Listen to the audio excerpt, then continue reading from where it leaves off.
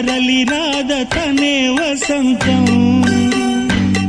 తన దరికి రాని వనాల కోసం తరలి రాద తనే వసంతం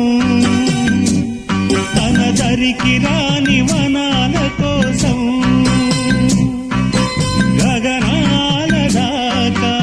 అలసాగకుంటే మేఘాల రాగం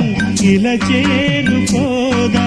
తరలి రాద తనే వసంతం తన దరికి రాని వనాల కోసం